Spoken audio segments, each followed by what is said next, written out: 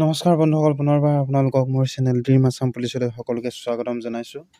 আৰু আজি ইম্পৰ্টেণ্ট জিকে কেইটামান লৈ আনিছোঁ আগৰ দৰেই। আৰু যিসকলে মোৰ চেনেলটো এতিয়ালৈকে ছাবস্ক্ৰাইব কৰা নাই ছাবস্ক্ৰাইব কৰি দিব। আৰু আজিৰ প্ৰথম প্ৰশ্নটো হৈছে অসম চিকিৎসা মহাবিদ্যালয়ৰ প্ৰথমজন অধ্যক্ষ কোন আছিল? আৰু ইয়াৰ অপশ্যনত আছে দীননাথ কাকতি, হেমচন্দ্ৰ বৰুৱা, হেমচন্দ্ৰ গোস্বামী আৰু সূৰ্য কুমাৰ ভূঞা। আৰু ইয়াৰ শুদ্ধ অপশ্যনটো হৈছে অপশ্যন বি, হেমচন্দ্ৰ বৰুৱা। 2 নম্বৰ প্ৰশ্নটো হৈছে আৰ্জেণ্টিনাই বৰ্তমানলৈ কিমানবাৰ ফুটবল বিশ্বকাপৰ খিতাপ লাভ কৰিছে? অপশ্যনত আছে এবাৰ, দুবাৰ, তিনিবাৰ আৰু চাৰিবাৰ। আৰু ইয়াৰ শুদ্ধ অপশ্যনটো হৈছে অপশ্যন চি, তিনিবাৰ। 3 নম্বৰ প্ৰশ্নটো হৈছে ভাৰতৰ কোনখন ৰাজ্যত আটাইতকৈ বেছি বনাঞ্চল আছে? অপশ্যনত আছে অৰুণাচল, অসম, মহাৰাষ্ট্ৰ আৰু উত্তৰ প্ৰদেশ। আৰু ইয়াৰ শুদ্ধ উত্তৰটো হৈছে অপশ্যন বি, অসম। 4 নম্বৰ প্ৰশ্নটো হৈছে গুৱাহাটী বিশ্ববিদ্যালয় কোন চনত প্ৰতিষ্ঠা কৰা হৈছিল? অপশ্যনত আছে 1935 চনত, 1942 চনত, 1948 চনত, 1950 চনত। আৰু ইয়াৰ শুদ্ধ উত্তৰটো হৈছে অপশ্যন চি, 1948 চনত। 5 নম্বৰ প্ৰশ্নটো হৈছে অসমৰ কোনখন চহৰত এছিয়াৰ ভিতৰত ডাঙৰ শুকান মাছৰ বজাৰ আছে? অপশ্যনত আছে টংলা, জাগিৰোড, ধুবুৰী আৰু ডিফু। আৰু ইয়াৰ শুদ্ধ উত্তৰটো হৈছে অপশ্যন বি, জাগিৰোড। জাগিৰোডত এছিয়াৰ ভিতৰত আটাইতকৈ ডাঙৰ শুকান মাছৰ বজাৰ আছে। 6 নম্বৰ প্ৰশ্নটো হৈছে অসমৰ কোনখন ঠাইক মানচেষ্টাৰ বুলি জনা যায়? অপশ্যনত আছে যোৰহাট, শুৱালকুছি, শিৱসাগৰ, চৰাইদেউ। আৰু ইয়াৰ শুদ্ধ উত্তৰটো হৈছে অপশ্যন বি, শুৱালকুছি। আৰু যিসকলে এতিয়ালৈকে মোৰ চেনেলটো ছাবস্ক্ৰাইব কৰা নাই ছাবস্ক্ৰাইব কৰি দিব আৰু লগতে বেল আইকনটো দবাই দিব যাতে মোৰ ভিডিঅ'বোৰ সকলোতকৈ আগতে পায়। কোন চনত অসমত ৰাষ্ট্ৰীয় খেল অনুষ্ঠিত হৈছিল? অপশ্যনত আছে 2002 চনত, 2004 চনত, 2006 চনত আৰু 2007 চনত। আৰু ইয়াৰ শুদ্ধ উত্তৰটো হৈছে অপশ্যন ডি, 2007 চনত।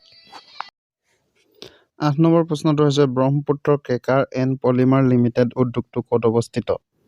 অপশ্যনত আছে যোৰহাট, লেপেটকটা, মাকুম আৰু তিনিচুকীয়া। আৰু ইয়াৰ শুদ্ধ উত্তৰটো হৈছে অপশ্যন বি, লেপেটকটা। 9 নম্বৰ প্ৰশ্নটি হৈছে গুৱাহাটী বিশ্ববিদ্যালয়ৰ প্ৰথম উপাচাৰ্য কোন আছিল?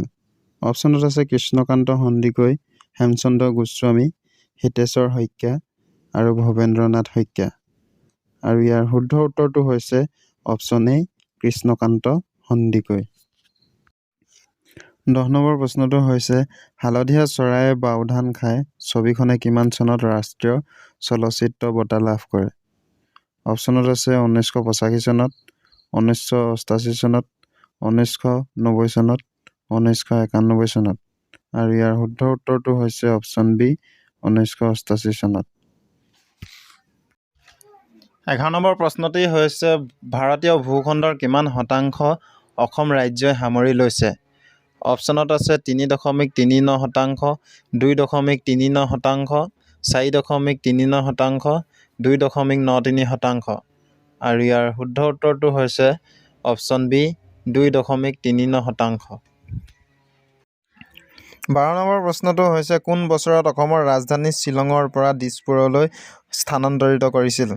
অপশ্যনত আছে 1953 চনত, 1955 চনত, 1971 চনত, 1973 চনত।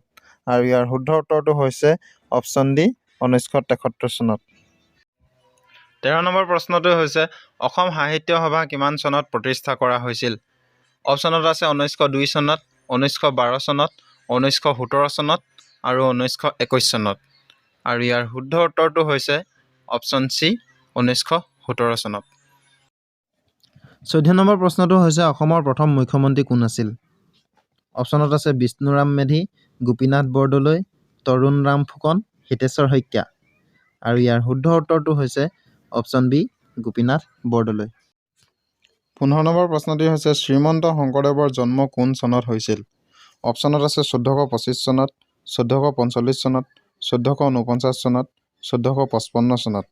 আৰু ইয়াৰ শুদ্ধ উত্তৰটো হৈছে অপশ্যন চি, 1449 চনত। নগাঁৱৰ জিলাৰ বৰদোৱা নামৰ আলিপুখুৰী ঠাইত শংকৰদেৱৰ জন্ম হৈছিল।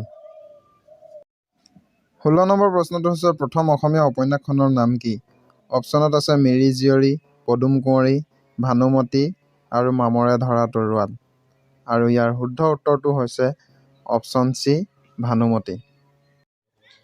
17 নম্বৰ প্ৰশ্নটো হৈছে শৰাইঘাটৰ দলং কিমান চনত নিৰ্মাণ কৰা হৈছিল? অপশ্যনত আছে 1962 চনত, 1965 চনত, 1948 চনত আৰু 1950 চনত। আৰু ইয়াৰ শুদ্ধ উত্তৰটো হৈছে অপশ্যন এ, 1962 চনত। আৰু যিসকলে এতিয়ালৈকে মোৰ চেনেলটো ছাবস্ক্ৰাইব কৰা নাই, ছাবস্ক্ৰাইব কৰি দিব। 18 নম্বৰ প্ৰশ্নটো হৈছে অৰ্জুন বঁটা বিজয়ী ভোগেশ্বৰ বৰুৱাই কোন চনত এছিয়ান গেমছত স্বৰ্ণ পদক লাভ কৰিছিল? অপশ্যনত আছে 1962 চনত, 1966 চনত, 1978 চনত আৰু 1972 চনত। আৰু ইয়াৰ শুদ্ধ উত্তৰটো হৈছে অপশ্যন বি, 1966 চনত। 19 নম্বৰ প্ৰশ্নটো হৈছে অসমৰ সৰ্ববৃহৎ তেল শোধনাগাৰটোৰ নাম কি? অপশ্যনত আছে বঙাইগাঁও, নুনমাটি, ডিগবৈ আৰু নুমলীগড়। আৰু ইয়াৰ শুদ্ধ উত্তৰটো হৈছে নুমলীগড়। 20 নম্বৰ প্ৰশ্নটো হৈছে প্ৰথম অসমীয়া ৰঙীন ছবিখনৰ নাম কি? অপশ্যনত আছে অগ্নিস্নান, পিয়লি ফুকন, ভাইটি আৰু পুবেৰুণ। আৰু ইয়াৰ শুদ্ধ উত্তৰটো হৈছে অপশ্যন চি, ভাইটি। 21 নম্বৰ প্ৰশ্নটো হৈছে ফুলগুৰিত হোৱা বিদ্ৰোহ কেতিয়া সংঘটিত হৈছিল? অপশ্যনত আছে 1848 চনত, 1852 চনত, 1861 চনত, 1869 চনত। আৰু ইয়াৰ শুদ্ধ উত্তৰটো হৈছে অপশ্যন চি, 1861 চনত। 22 নম্বৰ প্ৰশ্নটো হৈছে ডক্টৰ ভূপেন হাজৰিকাক কেতিয়া দাদা চাহেব ফাল্কে বঁটাৰে সন্মানিত কৰা হৈছিল? আৰু ইয়াৰ অপশ্যনত আছে 1990 চনত, 1992 চনত, 1995 চনত, 1994 চনত। আৰু ইয়াৰ শুদ্ধ উত্তৰটো হৈছে অপশ্যন বি, 1992 চনত। 23 নম্বৰ প্ৰশ্নটো হৈছে ঐতিহাসিক অসম চুক্তি কেতিয়া স্বাক্ষৰিত হৈছিল? অপশ্যনত আছে 15 আগষ্ট 1985 চনত, 26 জানুৱাৰী 1986 চনত, 15 আগষ্ট 1986 চনত, 15 আগষ্ট 1990 চনত। আৰু ইয়াৰ শুদ্ধ উত্তৰটো হৈছে অপশ্যন এ, 15 আগষ্ট 1985 চনত। এইটো যোৱাবাৰ অসম পুলিচত আহি গৈছে। 24 নম্বৰ প্ৰশ্নটো হৈছে 1942 চনৰ ভাৰত ত্যাগ আন্দোলনৰ প্ৰথম শ্বহীদ কোন আছিল? অপশ্যনত আছে মণিৰাম দেৱান, কনকলতা বৰুৱা, কমলা মিৰি আৰু কুশল কোঁৱৰ। আৰু ইয়াৰ শুদ্ধ উত্তৰটো হৈছে অপশ্যন বি, কনকলতা বৰুৱা। 25 নম্বৰ প্ৰশ্নটো হৈছে পানীদিহিং পক্ষী অভয়াৰণ্য কোন জিলাত অৱস্থিত? অপশ্যনত আছে যোৰহাট, শিৱসাগৰ, গোলাঘাট আৰু ডিব্ৰুগড়। আৰু ইয়াৰ শুদ্ধ উত্তৰটো হৈছে অপশ্যন বি, শিৱসাগৰ। 26 নম্বৰ প্ৰশ্নটো হৈছে কামাখ্যা মন্দিৰ কোনজন ৰজাৰ দিনত পুনৰ নিৰ্মাণ কৰা হৈছিল? অপশ্যনত আছে বিশ্বসিংহ, ৰঘুদেৱ, নৰনাৰায়ণ আৰু চিলাৰায়। আৰু ইয়াৰ শুদ্ধ উত্তৰটো হৈছে অপশ্যন চি, নৰনাৰায়ণ। 27 নম্বৰ প্ৰশ্নটো হৈছে অসম প্ৰদেশ কংগ্ৰেছ কমিটি কেতিয়া গঠন হৈছিল? অপশ্যনত আছে 1920 চনত, 1921 চনত, 1922 চনত, 1923 চনত। আৰু ইয়াৰ শুদ্ধ উত্তৰটো হৈছে অপশ্যন বি, 1921 চনত। আৰু এটা কথা আপোনালোকে মন ৰাখিব, এই 1921 চনতেই মহাত্মা গান্ধী পোনপ্ৰথমবাৰৰ বাবে অসমলৈ আহিছিল। 28 নম্বৰ প্ৰশ্নটো হৈছে অসমৰ প্ৰথমখন ষ্টেডিয়াম কোনখন জিলাত নিৰ্মাণ কৰিছিল? অপশ্যনত আছে যোৰহাট, শিৱসাগৰ, গোলাঘাট আৰু তেজপুৰ। আৰু ইয়াৰ শুদ্ধ উত্তৰটো হৈছে অপশ্যন এ, যোৰহাট। 29 নম্বৰ প্ৰশ্নটো হৈছে পথৰু ঘাটৰ বিদ্ৰোহ কেতিয়া সংঘটিত হৈছিল? অপশ্যনত আছে 1857 চনত, 1864 চনত, 1889 চনত আৰু 1894 চনত। আৰু ইয়াৰ শুদ্ধ উত্তৰটো হৈছে অপশ্যন ডি, 1894 চনত। আৰু আজি শেষৰটি প্ৰশ্ন হৈছে কিমান চনত মাজুলীক আনুষ্ঠানিকভাৱে জিলা হিচাপে ঘোষণা কৰা হৈছিল? অপশ্যনত আছে 2016 চনৰ ছেপ্টেম্বৰ মাহত, 2016 চনৰ নৱেম্বৰ মাহত, 2017 চনৰ জানুৱাৰী মাহত আৰু 2017 চনৰ মাৰ্চ মাহত। আৰু ইয়াৰ শুদ্ধ উত্তৰটো হৈছে অপশ্যন এ, 2016 চনৰ ছেপ্টেম্বৰ মাহত। আৰু যিসকলে এতিয়ালৈকে মোৰ চেনেলটো ছাবস্ক্ৰাইব কৰা নাই, ছাবস্ক্ৰাইব কৰি দিব। আৰু ইমান সময়লৈকে মোৰ ভিডিঅ'টো চোৱাৰ বাবে সকলোকে ধন্যবাদ।